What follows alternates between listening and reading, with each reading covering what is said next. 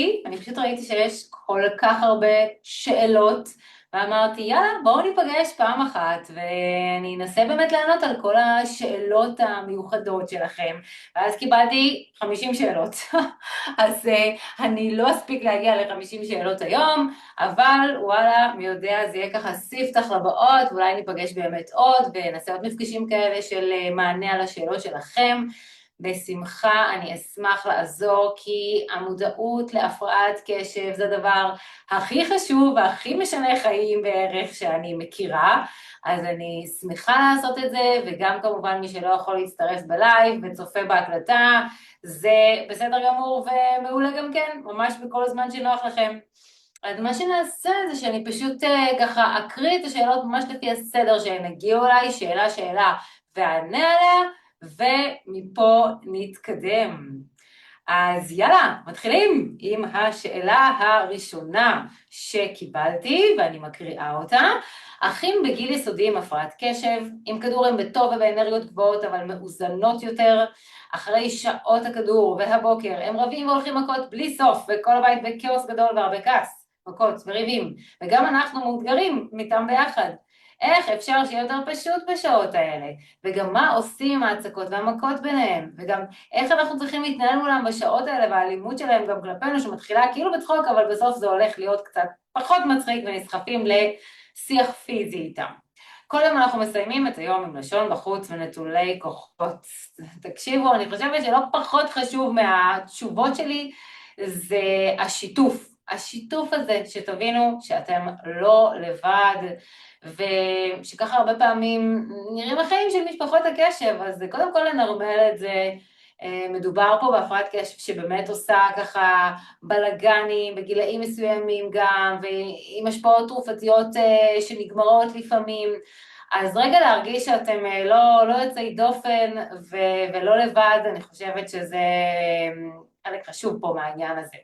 ובאמת ההתנהלות הזו שמתוארת כאן היא מאוד נפוצה במשפחות, במיוחד עם כמה ילדים עם הפרעות קשב, במיוחד עם גם להורים יש הפרעת קשב, במיוחד בשעות שהתרופה ככה מתחילה לפוג, ואז כל הנושא של הוויסות העצמי, ושל הסבלנות, ושל יכולת לעצור רגע לפני תגובה שהיא אימפולסיבית, זה מה שנקרא פוחת משמעותית.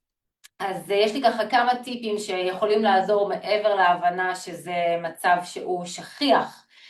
דבר ראשון, זה כדי להפחית את העומס, צריך לנסות איכשהו ליצור משהו כמו שגרה או תשתית שהיא יותר ברורה. כי שגרה, עם כמה שלפעמים בהפרעות קשב מנסים להתחמק ממנה ולא אוהבים אותה, היא עוזרת. היא עוזרת לכולם ובמיוחד לילדי הקשב. הם ממש צריכים את זה למרות שהם מתנגדים לזה. אז ממש לעשות לוז כזה קבוע לשעות אחר הצהריים והערב, עם פעולות שחוזרות על עצמם, שככה קל לחזות אותם.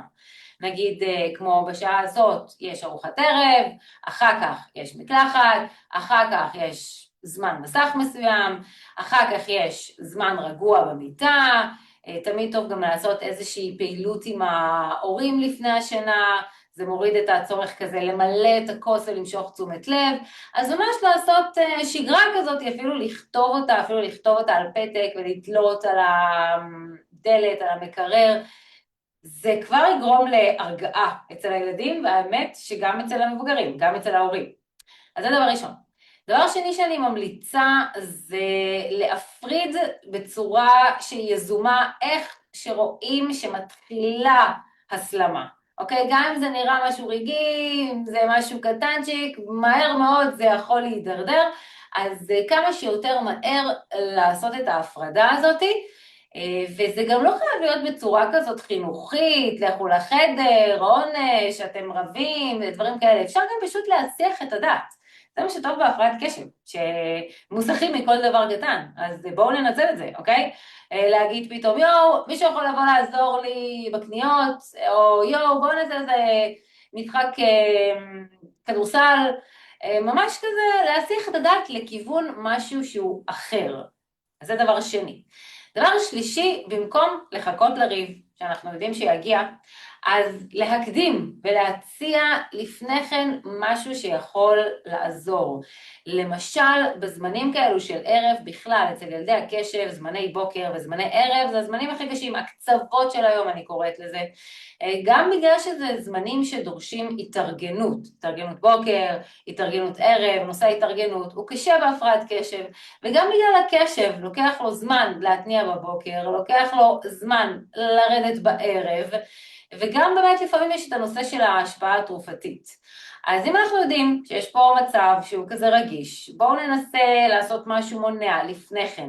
למשל, זה יכול להיות זמן לתחנה שקטה, ככה אני קוראת לזה בבית שלי. זה יכול להיות ממש איזושהי פינה כזו נפרדת שאפשר ללכת אליה, או איזשהו משחק אישי, או איזושהי משימה כזו שקטה ואישית. זאת אומרת, עוד לפני שמתחיל הריב, עוד לפני שמתחיל הבלגן, לנסות למנוע את זה על ידי איזושהי פעולה שאתם יודעים שיכולה לעזור. זאת אומרת, למנוע לפני שזה מתחיל. אוקיי? דבר נוסף, אני ממליצה להכין מראש את הילדים מה קורה כשאין כדור, אוקיי? כי מה קורה? טיפול תרופתי הוא בעצם מטפל בכל הנושא של הפרעת הקשב, הוא מוריד אימפולסיביות, הוא משקיט, הוא גורם כזה יותר לרוגע, וכשאין טיפול תרופתי, אז הפרעת הקשב עולה ומשתוללת. אגב, במקרים מסוימים, לא תמיד, אבל במקרים מסוימים אפשר, וזה עוד טיפ שלי, להתייעץ עם הרופא שמטפל, ולראות אם אולי צריך לקחת איזשהו כדור אחר, יכול להיות כדור שיש לו פחות השפעה כזאת שהוא מפסיק, יכול להיות כדור שהוא יותר ארוך טווח, וישפיע גם יותר על שעות אחר הצהריים והערב, אולי צריך לקחת עוד כדור. אני לא חלילה פה מחליפה ייעוץ רפואי אישי ואינדיבידואלי. אני אומרת שצריך לחזור לרופא ולבדוק איתו לגבי הכדור הזה, אולי להשפעה שלו שהוא מסתיים, אולי להשפעה שאנחנו רוצים שהיא תהיה יותר ארוכה, אז גם משהו שאפשר לעשות. יש גם פעולות שאפשר לעשות שעוזרות להורדה של ההשפעה של הכדור בסיום. למשל נמצא שאיזושהי פעילות גופנית עוזרת ככה מונעת תופעות לוואי של השפעה של הכדור בסיום שלו, אם ישנה. זה לא חייב להיות אגב, אבל אם ישנה. לצאת לאיזה הליכה, ריצה, גינה, משהו בסגנון הזה. צריך גם לשים לב שהילדים לא רעבים, כי לפעמים ילדים אוכלים פחות בהשפעת הכדור, ואז הם רעבים, ובגלל זה הם מתנהגים ככה. אז ממש להגיש את ארוחת הערב אולי יותר מוקדם, או אולי לתת איזשהו חטיף, או לפעמים גם החטיף הזה מעורר את תחושת הרעב, ואז זה עוזר גם לאכול ארוחת ערב, ואז זה גם מפחית את תחושת הרעב.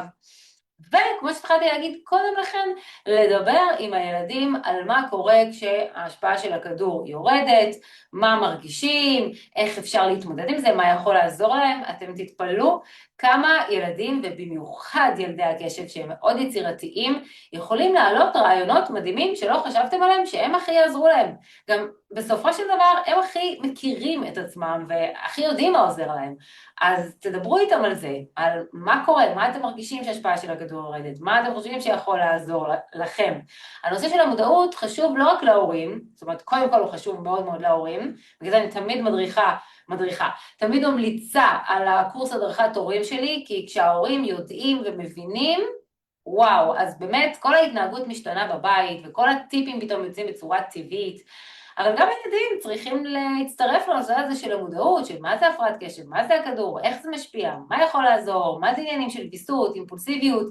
יש את הספר שלי גם, את ילדי הקשב, שנורא נורא עוזר להסביר לילדים, וגם נותן הדרכה להורים.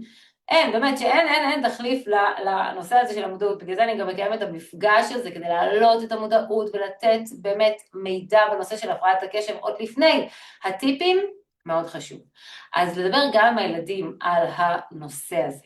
אוקיי, אז אלה ככה כל הדברים שיכולים לעזור, והכי חשוב שתדעו, הורים יקרים, שזה לא אישי, אוקיי? זה תגובה נוירולוגית, ובהקשר הזה אני ממש רוצה להזמין אתכם לדאוג גם לעצמכם, אני מבינה שאתם מותשים, זה באמת באמת מתיש, אבל אתם צריכים לדאוג גם לעצמכם, בדיוק בגלל זה, אם זה זמן התאוששות, אם זה לעשות דברים כיפים לעצמכם, אם זה לצאת קצת, להתאוורר, גם אתם צריכים למלא את עצמכם, אוקיי? ממש כמו שיש לנו במטוס את המסכות חמצן האלה שיורדות, ואומרים קודם כל תשימו אתם, ההורים עליכם את המסכת חמצן, ואז על הילדים, אתם גם צריכים לדאוג לעצמכם, שיהיה לכם כוחות, אולי אתם צריכים יותר עזרה, אולי זמן לעצמכם, כדי שבאמת יהיה לכם כוחות, חופשה אפילו, כוחות להמשיך, ולנהל את זה בצורה שהיא יותר טובה, אוקיי? אז זה ככה התשובה הראשונה שלי לשאלה המעניינת הזאת. אגב,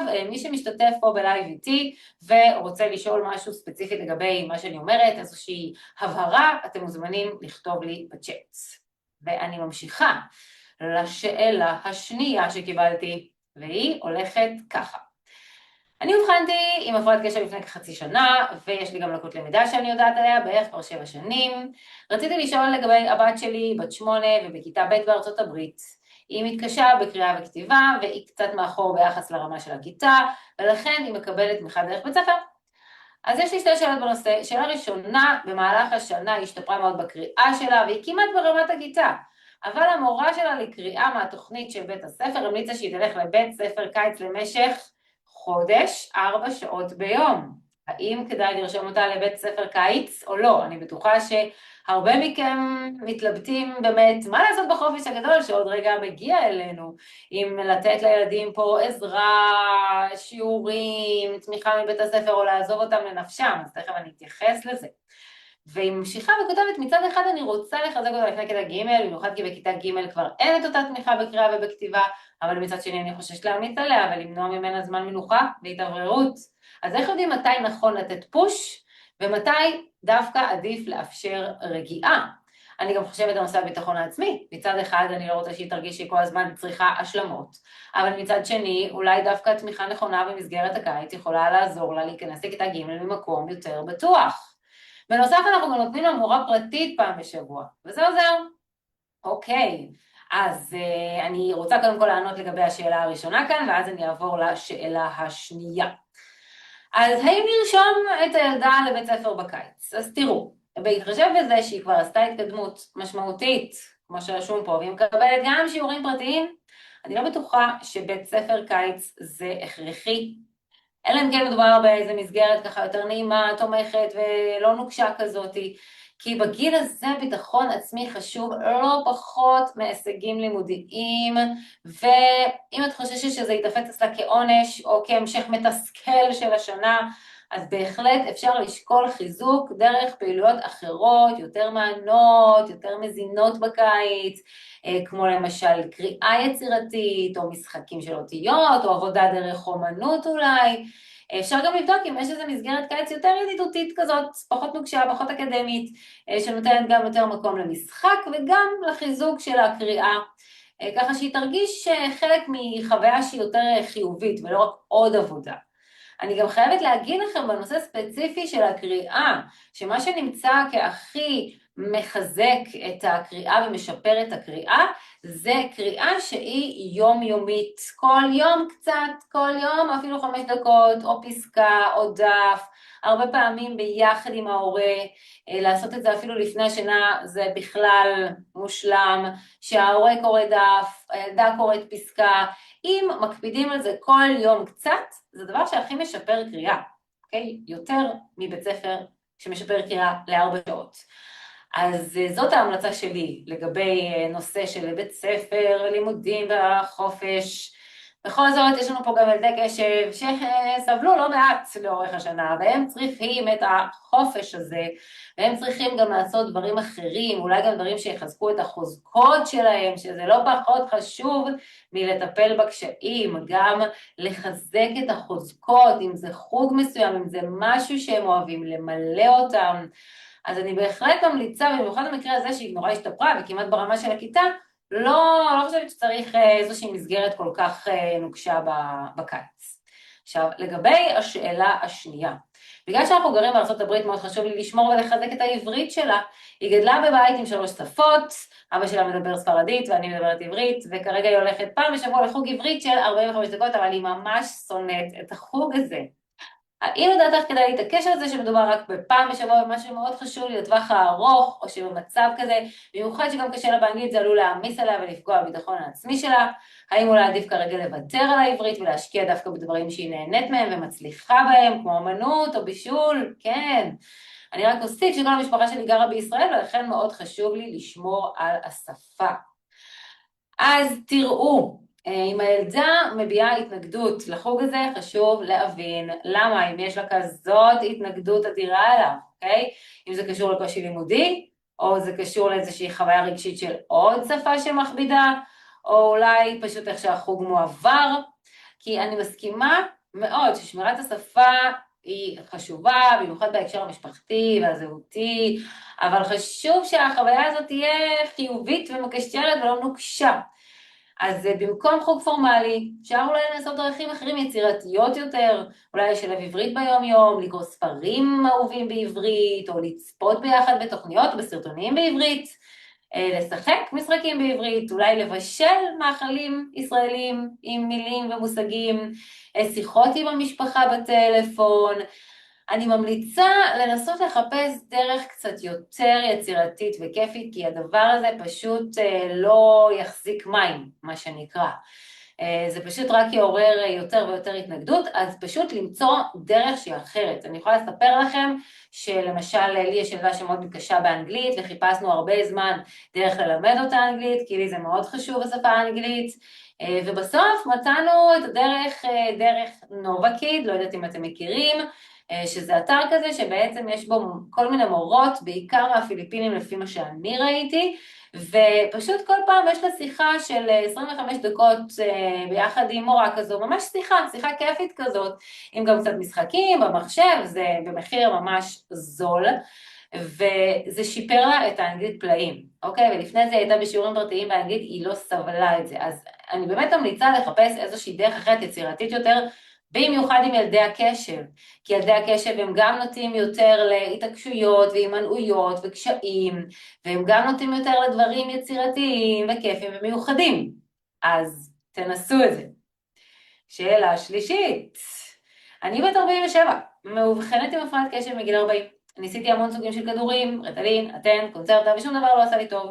ניסיתי גם דופטן, טבעי, ותמיד ההשפעה היא מועטה, ותופעות לוואי של אחרי הם נוראיות, ברמה שממש כאבי ראש משתקים. האם יש משהו שאני יכולה לקחת בלי תופעות לוואי? כי אני מרגישה שאני כן זקוקה למשהו, וגם בעבודה אומרים לי שאני מאוד מוסחת וזה פוגע בי, אני אחות. אז מה עושים במקרה הזה? טוב, תראו, הגיעו אליי המון שאלות על תרופות, ואני ממש רוצה להפנות אתכם לפרק 20 בפודקאסט אנשי הקשב, פרק שלם על תרופות, עם כל מה שצריך לדעת, עם כל הסטיגמות, עם כל הדרכי התנהלות, עם כל המידע על איזה תרופות, מה, מו, מה, תקשיבו לו, הוא מרתק, ויש גם פרק 107, שהוא על תרופות לילדים ספציפית עבור ילדים. ממש אין לזה תחליף, אוקיי? תקשיבו לזה. בנוסף, אין תחליף כמובן להתייעצות עם רופא מומחה אינדיבידואלי שיודע בדיוק את המצב, כן, כמו שאני לא יכולה עכשיו לייעץ לכם אם כואב לכם הגרון, קחי אפרת, קחי מוקסיפן, זה בטוח יעזור לך, אני לא מכירה אותך, לא יודעת מה הרקע שלך, אני לא יודעת איך ההשפעה של מוקסיפן עלייך, אז חייבים שיהיה פה איזשהו ליווי רפואי, אני יודעת שזה קצת קשה למצוא את זה בקופה, אבל אין לזה תחליף, אין מה לעשות, אוקיי? באבחון שלמשל אני מעבירה, אנחנו נותנים 3 חודשים ליווי אחרי האבחון צמוד להתאמה תרופתית, כי צריך פה לעשות ניסוי וטעייה ולבדוק מה עובד, לא על כולם משפיע רטלין או אטנט או קונצרטה, ויש היום 20 סוגים ומינונים שונים, ונמצא גם מחקרית, ואני רואה את זה גם בקליניקה שלי, ש80% מהאנשים בסוף מוצאים את ההשפעה התרופתית שטובה להם, בלי תופעות הלוואי, ובאמת בצורה שהם מרגישים שזה עוזר להם. ולא כדאי לוותר על זה בקלות, כי תקשיבו, באמת ממה שאני רואה זה משנה חיים לאנשים, שעכשיו היא יכולה כל היום להתרכז בעבודה שלה כאחות, ולא לעשות טעויות ולא להתאמץ כל כך, פשוט בהשפעה של כדור נכון.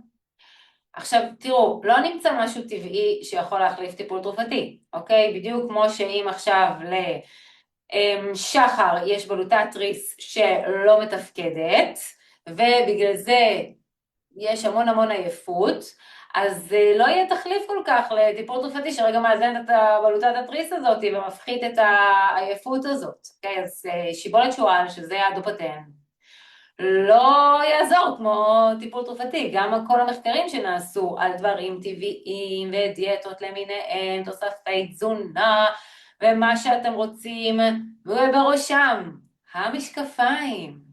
יאללה, כמה שאלות על המשקפיים, בואנה, הם מפרסמים את עצמם טוב. זו המסקנה היחידה שעלתה לי מכל השאלות על המשקפיים, אני חייבת להגיד. כי, תקשיבו, משקפיים, אוקיי? זה מה שירפא את הפרעת הקשב. עכשיו, אני מבינה את הבלבול, כי באמת, שוב, גם יש פה פימפום רציני של פרסומות. אבל אני רוצה להגיד לכם שצריך לבדוק מחקרית אם הדברים האלה עוזרים. אני מסתכלת על מחקרים לא על בן אדם אחד שניסה דופטן או ניסה משקפיים, אלא על מיליונים של אנשים שניסו דברים שונים ומה התוצאות. מחקרים שנערכו בהמון ארצות בעולם, על מיליונים של אנשים, ולא על איזה חבר שלי, אוקיי? וכשאני מסתכלת על המחקרים האלו, אין מחקר שמראה שיש תוסף תזונה או דיאטה או משקפיים או מדבקה שעוזרים להפרעת הקשב. מה אני אעשה? אין, הלוואי שהיה, באמת, תאמינו לי, גם אני לא מתה על תרופות, אני אפילו אפידורל לא לקחתי בלידה שלי, למרות שאני לא אוהבת תרופות, אבל מה לעשות שלטיפול תרופתי בהפרעת קשב אין תמיד תחליף. שוב, זה לא תמיד משהו שצריך לקחת, זה תלוי במצב, זה תלוי בקשיים, זה תלוי בסביבה, זה תלוי בגיל, בהרבה דברים. אבל יש מקרים, אני לא אשקר לכם, שזה משנה חיים, אז צריך לבדוק את זה לעומק עם הרופא, או למצוא רופא כזה, או לבוא אלינו לאבחון ולקבל את הליווי הזה, אוקיי? אין מה לחשוש מזה, יש גם החזרים ביטוחים פרטיים. אז לבדוק את זה לעומק, ובנוסף לזה, מה שעוד רציתי להגיד לך, זה שבכל מקרה טיפול תרופתי הוא לא מספיק. אוקיי? בהפרעת קשב יש קושי בתפקודים הניהוליים, שהם אחראים על סדר וארגון ותכנון ובקרה. עכשיו, טיפול תרופתי עוזר להיות מרוכזים יותר לאורך זמן, אבל הוא לא מטפל בתפקודים הניהוליים האלה, הוא לא אומר מה אני צריכה לעשות בזמן שאני מרוכזת יותר לאורך זמן. אוקיי, איך אני מנהלת את הזמן שלי, איך אני מתחילה משימות שאני צריכה ומסיימת אותן ועוברת ביניהן, מה אני עושה לאורך היום? את גם אחות, אז בכלל, אני בטוחה שאת צריכה להשתמש ביכולות האלה. אז גם אם הטיפול התרופתי עוזר, הוא לא מספיק. צריך לקבל בנוסף טיפול התנהגותי, שמלמד איך לעשות את זה. וטיפול התנהגותי זה טיפול קצר. אוקיי? הטיפול שלי, שאני עושה אותו באמצעות הקורס שלי, הוא 21 יום, זה הכל.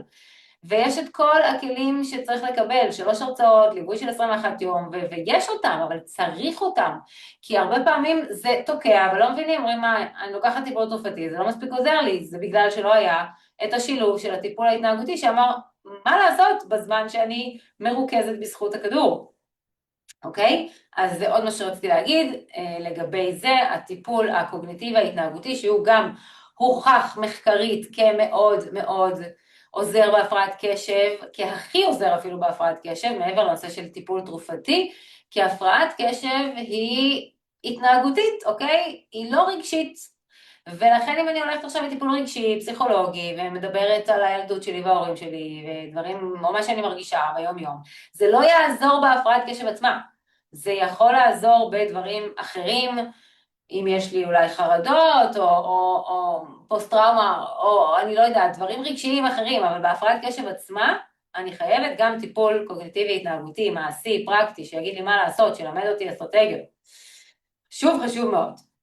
אוקיי, שאלה הבאה הייתה על המשקפיים, על זה כבר עניתי, אני מקווה שהמסר שלי עבר בצורה מספיק ברורה. שאלה אחרי זה הייתה, מה עושים כשכן מצאנו עבודה שאנחנו אוהבים, אבל אחרי כמה זמן זה נהיה משעמם. מכירים את זה?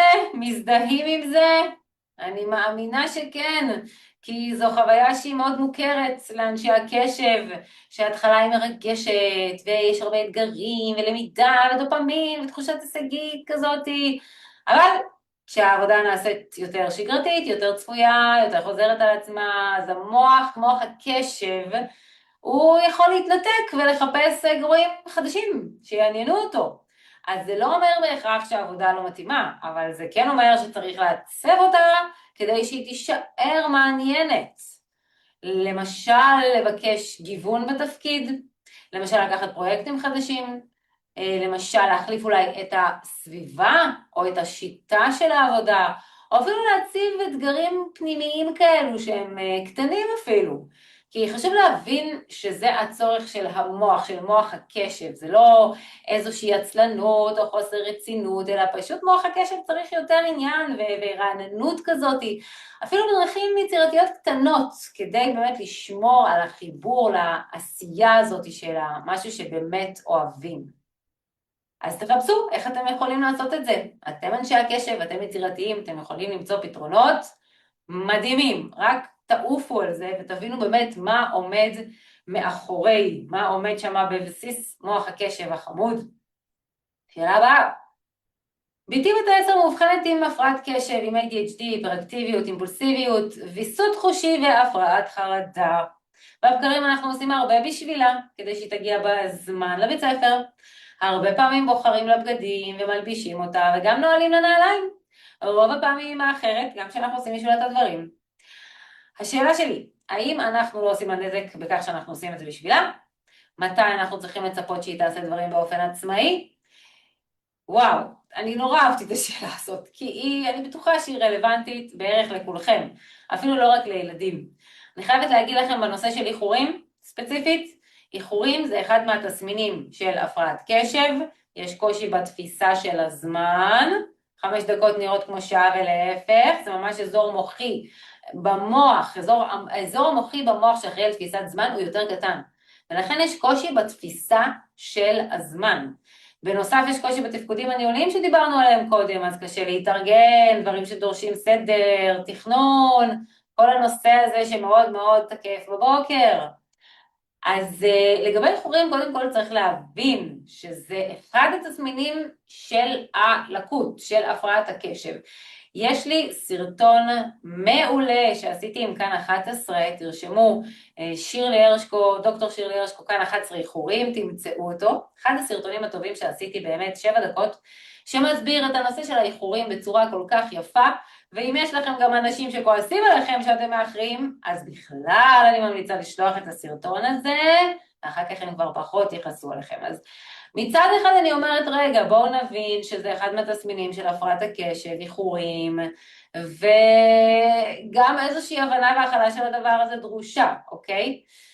דבר נוסף שיכול לעזור פה זה כל הנושא של טיפול התנהגותי שדיברתי קודם לכן, שבעצם נותן אסטרטגיות פרקטיות של איך פחות לאחר, איך לתזמן את המשימות, איך להתארגן יותר בבוקר, זה ממש ממש משהו שהטיפול ההתנהגותי מתייחס אליו. דבר נוסף, ואני חושבת שהוא הכי חשוב, זה העניין של העצמאות פה. תראו, זו הסיבה שהדרכות הורים כלליות, ולא לילדי הקשב, לא עובדות, כן? כי הדרכות הורים כלליות, כמו אדלר למשל, מדברות על עצמאות, ואל תעשו בשביל ילדים את מה שהם יכולים לפי גיל, אבל זה לא עובד עם ילדי הקשב, כי ילדי הקשב, הם לא סתם ילדי הקשב, יש להם קושי, יש להם את הקושי הבסיסי, אז זה בהתארגנות, אוקיי? זה כמו שעכשיו, תחשבו, היה לכם ילד נכה על כיסא גלגלים, לא הייתם עוזרים לו יותר מילד שהוא לא על כיסא גלגלים, לא הייתם מתייחסים אליו אחרת, הייתם? נכון, הייתם מתאימים את המשקופים בבית, את הסביבה, את הכל, עוזרים לו קצת יותר, מה שהוא צריך. זה אותו דבר עם הפרעת קשב, אוקיי? זה גם נכות, זה גם לקות, אין מה לעשות, יש בזה גם, וואו, מלא יופי, מלא דברים מדהימים, אפילו יותר. אבל יש פה גם קושי אינרנטי, בגלל זה היא נקראת הפרעת קשב, אז צריך יותר לעזור. ועוד משהו שממש חשוב לדעת, שבעצם ממש נמצא במחקרי מוח, שהמוח הקשב הוא מתפתח מאוחר יותר, יש את המיילין, שזה החומר שסביב תאי העצב, והוא מתפתח בגיל מאוחר יותר בערך 4 שנים אחרי, וזה גורם להתנהגות שהיא יותר ילדותית כזאת, יותר דורשת גם עזרה. אז אם היא בת 10, תחשבו שהיא בת 6, אוקיי? אם זה 4 שנים, אז זה הגיוני, נכון? שתעזרו לה יותר, תנעלו לה נעליים, אז תחשבו על זה גם בצורה הזו, אוקיי? גם על התפקודים הניהוליים, גם על ההתפתחות של המוח, גם על הנושא של הקשיים, של האיחורים, ואל תסגרו, לא כל החיים תצטרכו לנעול לנעליים, זה משהו שהוא מתפתח מאוחר יותר, אבל הוא מתפתח, וגם נושא של טיפול התנהגותי שייתן לאסטרטגיות יכול לעזור, אבל זה לא יפתור לגמרי את הבעיה. אני לא רוצה שתחשבו שאוקיי, ניקח אותה לטיפול וזהו, היא תתארגן מהר ותגיע בזמן. לא, תמיד יהיה שם קושי, תמיד תצטרך יותר עזרה, יש מצב שגם כשהיא תתחתן, הבן זוג שלה יעזור לה, אוקיי? אולי לא ינעל את הנעליים, אבל יכין לה את הסנדוויץ', יביא לה את התיק שהיא שכחה, יזכיר לה שהיא צריכה לצאת כבר כי ארוחת שישי מתחילה. זו הפרעת הקשב החמודה שלנו, ששוב, יש בה הרבה דברים וואו, אבל יש בה גם את הקושי שצריך להתייחס אליו, ואם מתייחסים לזה ככה ועוזרים, אפילו עוזרים כזה בכיף ובצחוקים, אז בהחלט גם מפתח דינמיקה יותר נעימה בבית וטובה, ולא יהיו ככה ריבים שהם מיותרים, נקרא לזה ככה. טוב, שאלה הבאה. נוירולוג, קשב וריכוז, יבחן אותי ורשם לי ויוונס 30, הכדור לא עוזר להיפראקטיביות ולפיקוס, ולא נותן לישון, אבל כן עוזר להעלים את העייפות בבוקר. אז אני ממשיכה לקחת אותו כל יום כדי לתפקד בעבודה בלי עייפות. נוצרת תלות ואני לא מצליחה לקבוע שוב לראות נוירולוג, כי הקופות חולים זה דבר נוראי. אז תראו, זה קצת דומה לתשובה שאמרתי קודם לכן, שאין פה תחליף לליווי רפואי לעניין הזה, כי העובדה שהכדור כן עוזר לעייפות, אבל לא לסימפטומים המרכזיים של היפראקטיביות ופיקוס, זה מצביע על זה שהוא לא מספיק טוב, אוקיי? ואנחנו כן צריכים לבדוק פה ולראות מה יהיה יותר טוב. ויוונס זה גם חתיכת כדור, יכול להיות שצריך כדור אחר, יכול להיות שצריך מינון אחר, צריך גם לדעת איך להתנהל עם הטיפול התרופתי, זה גם הדרכה שצריך לקבל, ואגב, היא נמצאת בפרק 20, למשל, שצריך לקחת את הטיפול התרופתי בבוקר, לא על בטן ריקה, זה משהו דברים שככה טיפים שיכולים גם לעזור באיך אני מתנהלת עם הכדור, אבל קודם כל צריך לעשות התאמה כמו שצריך. שאלה הבאה. אני מרגישה שלפעמים אני מתפזרת בדיבור וחולמת. האם יש לזה שם? כן. אז יש לזה שם. התחושה הזו של התפזרות בדיבור ומעבר בנושאים אולי בשיחות, בטח אתם מזדהים מזה, קפיצה מרעיון לרעיון, או כזה, חלימה כזאת בעקיץ, מעופפות כזאת, זה מאוד אופייני להפרעת קשב. בדרך כלל קוראים לזה או חשיבה אסוציאטיבית, או חשיבה שהיא לא ממוקדת. אז באמת אנשי הקשב יש להם הרבה פעמים הצפה של הרבה רעיונות בבת אחת, וזה יכול לגרום לזה שהשיחה מתפזרת, או שהמיקוד בשיחה נקטע. זה לא מצביע כמובן על חוכמה או משהו כזה בסגנון, להפך, לפעמים יש בזה גם המון עומק, המון יצירתיות, אבל כשזה קורה המון, אז זה כן יכול להפריע לתקשורת עם אחרים, וגם לתחושה עצמית, אז כן אפשר לטפל בעניין הזה, גם טיפול תרופתי יכול לעזור, אבל גם טיפול התנהגותי, אפשר ללמוד בו ממש איך לארגן את הדיבור. זה דורש כמה פגישות, ואת הזמן שלו, את הזמן של הטיפול, שוב, זה לא טיפול ארוך של שנים, אלא כמה פגישות, אבל אפשר כן ללמוד אסטרטגיות יותר של התארגנות גם בדיבור, כי כל הנושא של תפקודים ניהוליים, התארגנות, מופיע גם פה. זו הסיבה שמרגישים את זה. אוקיי, שאלה הבאה. אני אובחנתי עם הפרעת קשב רק בגיל 42, לפני חצי שנה, אחרי מספר שנים האחרונות לא פשוטות בכלל, שבהן התמודדתי עם תחלואה נלווית והרבה קשיים. יש לי שני בנים, בני 9 ו-11, שלא מאובחנים, אבל כאמא וקשת קשב אני רואה, ואני יודעת ששניהם גם ילדי קשב. השאלה שלי, זו שאלה חשובה. אני שומעת אותה הרבה, ואני שומעת גם הרבה עצות שגויות בעניין של זה, במיוחד מצד בית הספר. השאלה שלי היא לגבי התלבטות גדולה, האם להבחן את הבנים עכשיו, או לחכות שהם יתחילו לחוות קשיים. כרגע הם במרכאות מסתדרים, אבל אני יודעת שיכול להיות קושי פנימי, שלא יצא החוצה, ואני לא רוצה להחמיץ את הזמן, לתת עזרה, כי לי בילדות לא היה מושג וכלים שיכלו לעזור לי, וסבלתי מאוד. מצד שני, אני לא רוצה לשים תווית על הבנים לפני הזמן, ולהתערב מוקדם מדי, או איפה שלא צריך. אוקיי, אז אני אתן לכם את התשובה הקצרה שלי, שכוללת שתי מילים, לא לחכות, לא לחכות, אוקיי? כשיש חשד, הולכים לאבחון. אם מחכים, הקשיים מתעצמים, ואז יותר קשה לטפל בהם, וחבל. עכשיו באמת, לפעמים בתי הספר נותנים את העצות השגויות של לחכות לכיתה ג', א', ז', מעבר חטיבה, כל מיני דברים כאלה סתם, באמת, למה לחכות? אם אתם רואים, חושדים באיזשהו קושי, גם אם הוא פנימי, למה לפגוע בביטחון העצמי? למה ליצור פערים עצמאיים כאלו של למה אני ככה, ושיתחילו לחלחל שם מבפנים? ככל שנאבחן יותר מהר ונגיד, אוקיי, יש פה הפרעת קשב, בגלל זה אתה ככה. הילד ירגיש הקלה עם עצמו, הוא יקבל הסבר לקשיים שלו. אם לא, הוא ישים על עצמו תוויות אחרות, הרבה יותר גרועות, כן? כמו אולי אני פשוט עצלן, אולי אני פשוט לא חכם במיוחד, טיפש, בינוני, אולי אני בעייתי, אולי אני לא טוב מספיק, כל מיני דברים כאלה. מה אתם חושבים? שהילדים הם מרגישים את זה, הם גם מרגישים את זה, וגם הסביבה מרגישה את זה, וגם הסביבה יכולה לתת תוויות אחרות הרבה פחות מחמיאות מהפרעת קשב.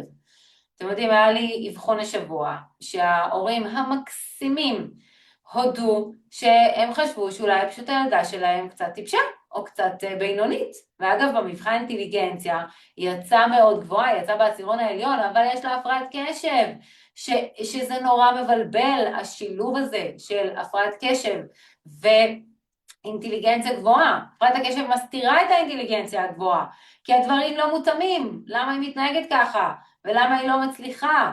אז אם יש חשד, ללכת לאבחון, לדעת אם זה, צריך לקבל את הגושפנקה הזו, גם אתם כהורים וגם הם כילדים, וגם גם לעזור, אם יש דברים שצריך לעזור בהם, אבל אפילו לפני העזרה ולפני הטיפול, צריך לדעת מי אני.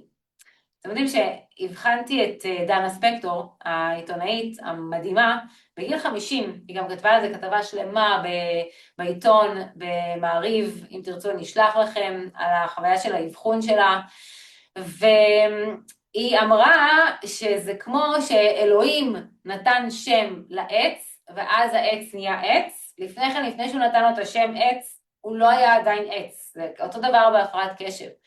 שלא אומרים לי למה אני מתנהגת ככה, אני כל הזמן חיה באפלה, ונותנת לעצמי אולי כל מיני הסברים מוזרים אחרים. אז בהחלט צריך לתת לזה שם. אוקיי, שאלה הבאה, האחרונה והעשירית שלנו להיום. אני יודעת שטווח הקשב והפרעת קשב הוא ככה עד 3/4 שעה, אז אני אתן את ככה כל 3/4 שעה ואת 10 שאלות של היום, ואנחנו פשוט ניפגש שוב בהמשך. והשאלה היא, שאלה מאוד מעניינת, ביתי בת ה-12 אובחנה לפני כחודש עם ADHD, התחלנו בטיפול תרופתי שכבר נותן שינויים מאוד משמעותיים, ילדה מאוד חכמה וציירת מחוננת, לפני כשנתיים התגלתה אצלה הפרעת אכילה, כיום כבר איננה, אחר כך שמנו לב לחרדות, שטופלו תרופתית, ומזה כחצי שנה פוגעת בעצמה, שריטות. ואנחנו מתחילים בטיפול DBT, האם ADHD הוא הקשר בין כל הנקודות האלה? שאלה נוספת, במידה ו-ADHD הוא החוט המקשר, איך אפשר בכל זאת למנוע סיבוכים ותקלות במרכאות כאלו בעתיד. טוב, אז חשוב להבין שהפרעת קשב לא באה לבד. חברים וחברות, היא לא באה לבד. באחוז גבוה מהמקרים היא תבוא עם עוד הפרעה אחת, ואחוז גבוה נוסף מהמקרים היא תבוא עם 2 הפרעות, ממש ככה, וככל שעולים בגיל, ולא מטפלים בהפרעת קשב, זה יעלה. והדברים הכי שכיחים שבאים עם הפרעת קשב זה חרדות, אוקיי?